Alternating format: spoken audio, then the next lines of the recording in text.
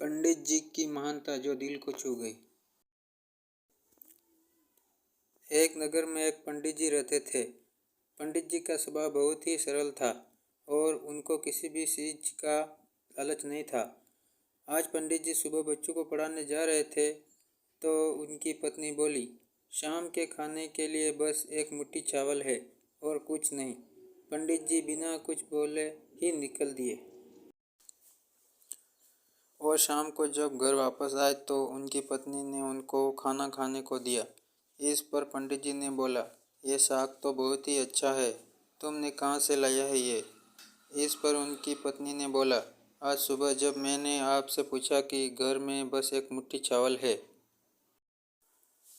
तो आपने इमली के पेड़ की तरफ जब देखा तभी मैं समझ गई थी और मैंने इमली का साग बनाया है। इस पर पंडित जी ने कहा, अब तो हमको भोजन की कोई चिंता करने की ज़रूरत ही नहीं है। पंडित जी जिस नगर में रहते थे, जब उस नगर के राजा को पंडित जी की गरीबी का पता चला तो राजा ने पंडित जी को अपने महल के पास आकर रहने का प्रस्ताव दिया, लेकिन पंडित जी ने मना कर दिया। इस पर राजा को बहुत अजीब सा लगा और वह खुद पंडित जी की छोटी सी कुटिया में मिलने के लिए पहुंच गया। राजा जब पंडित जी की कुटिया में पहुंचा तो थोड़ी देर बात करने के बाद पूछा, पंडित जी आपको कोई तकलीफ तो नहीं है ना यहाँ? इस पर पंडित जी ने बोला, यह बात तो आप हमारी पत्नी से पूछ लीजिए। फिर यही बात राजा ने उनकी पत्नी से पूछा तो पंडित जी की पत्नी ने बोला, नहीं, अभी तो मेरे कपड़े फाटे भी नहीं है और मटका भी नहीं टूटा है और इमली का पेड़ भी है, इसलिए हम लोगों को अभी कोई भी परेशानी नहीं है।